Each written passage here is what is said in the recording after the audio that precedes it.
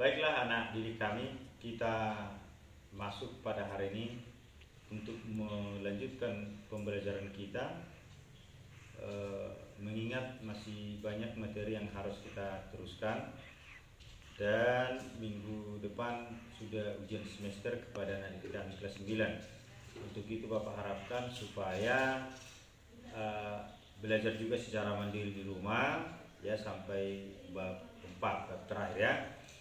Baik, kita melanjutkan tentang bagian daripada perdagangan bebas kali ini ya, lanjutannya, dan sekaligus sekitar proklamasi.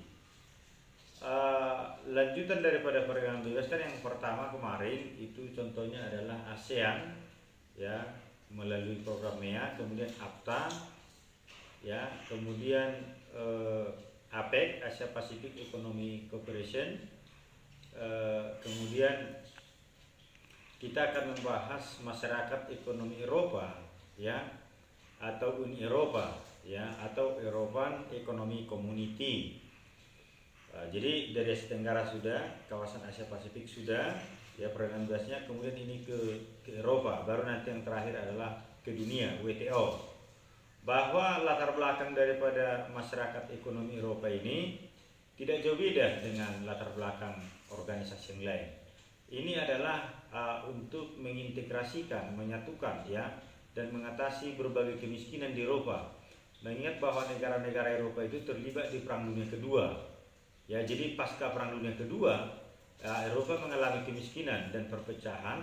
Maka untuk itu negara-negara Eropa tidak mau mengalami kondisi seperti itu terus. Maka ada keinginan untuk melakukan pembaharuan ya, yaitu dengan cara mempersatukan masyarakat Eropa melalui perdagangan bebas, khususnya ekonomi ya. Tujuannya yang pertama adalah integrasi Eropa ya, penyatuan melalui kerjasama ekonomi ya. Tujuannya adalah untuk memperbaiki taraf hidup negara-negara Eropa. Ini luar biasa ini, bahkan mereka menyepakati satu mata uang yang disebut dengan euro, kemudian memajukan perdagangan dan menjamin adanya persaingan bebas yang seimbang di antara negara anggota ya. Sama dengan MEA, ada perdagangan bebas, bahkan bukan hanya ekonomi tapi juga jasa-jasa ya.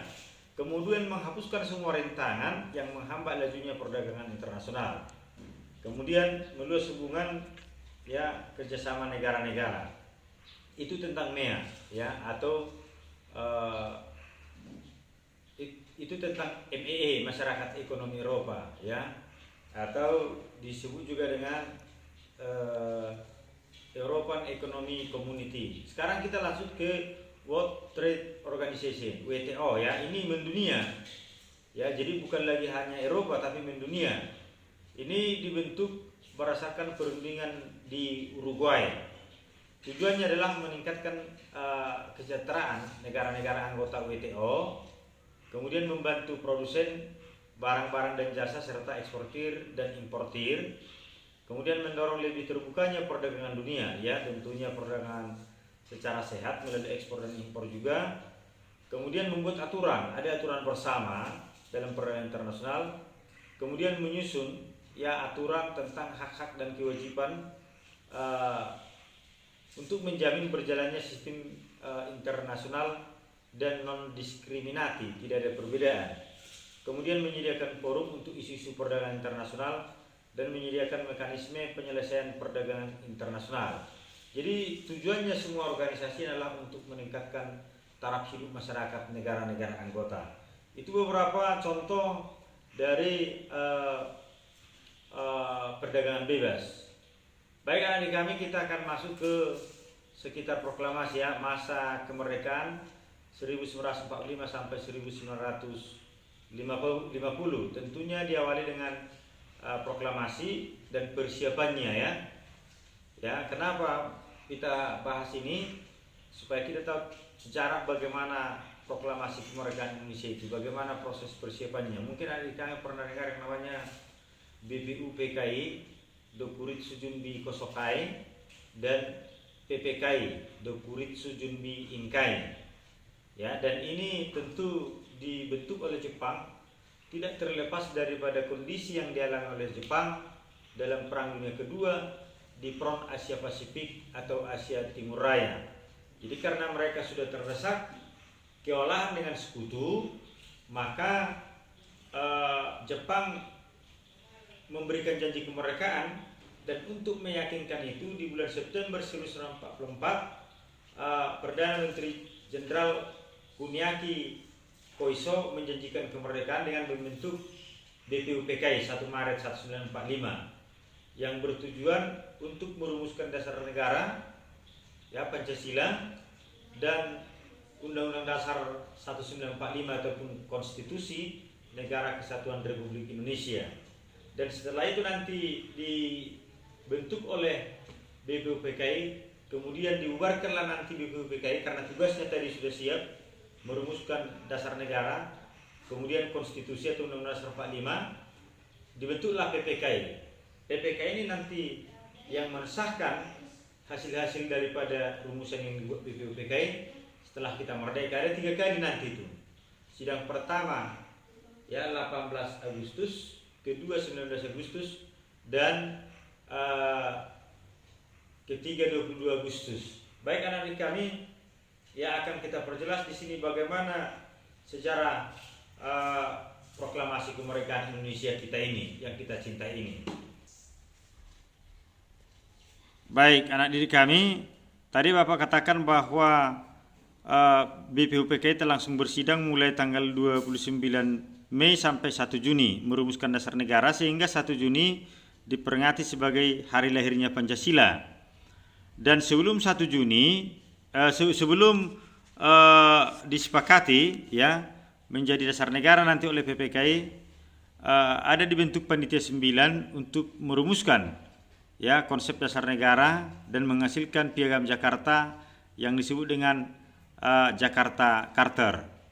Ada 3 tim perumus dalam sidang BPUPKI ya mulai 29 Mei sampai 1 Juni.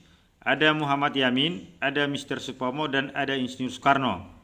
Ya, Mr. Muhammad Yamin membuat gagasan konsep peri kebangsaan, peri kemanusiaan, peri ketuhanan, peri kerakyatan, peri kesejahteraan rakyat. Jadi ingat saja kalau dimulai dari kata peri, itu adalah konsep dari Mr. Muhammad Yamin. Kemudian Supomo mulai kata persatuan, ya, dan di sana tidak ada ketuhanan. Sedangkan Insinyur Soekarno 1 Juni ya dimulai kebangsaan Indonesia, internasionalisme atau peri kemanusiaan, mufakat atau demokrasi, kesejahteraan sosial, dan ketuhanan yang Maha Esa.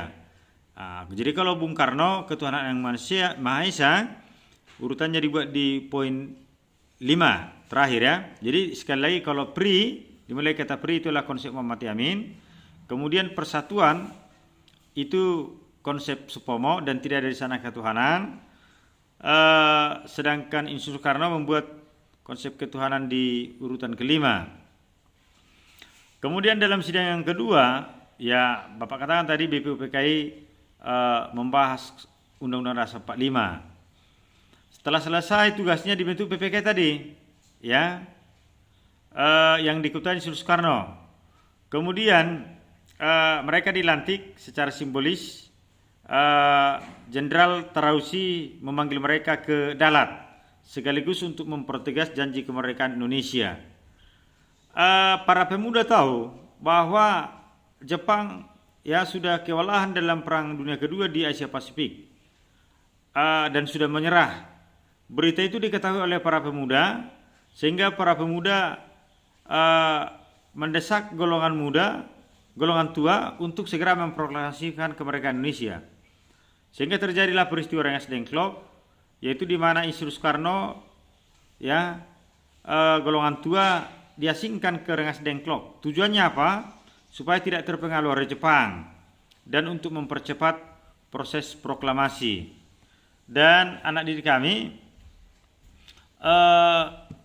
para pemuda berhasil meyakinkan golongan tua, dan akhirnya Insinyur Soekarno, Muhammad Hatta, Ahmad Subarjo, dan yang lain sepakat untuk segera melaksanakan proklamasi pada tanggal 17 Agustus dengan terlebih dahulu merumuskan teks proklamasi di rumah Laksamana Muda Tadashi Maeda. Ini orang Jepang ya. Tujuannya kenapa di rumah ini?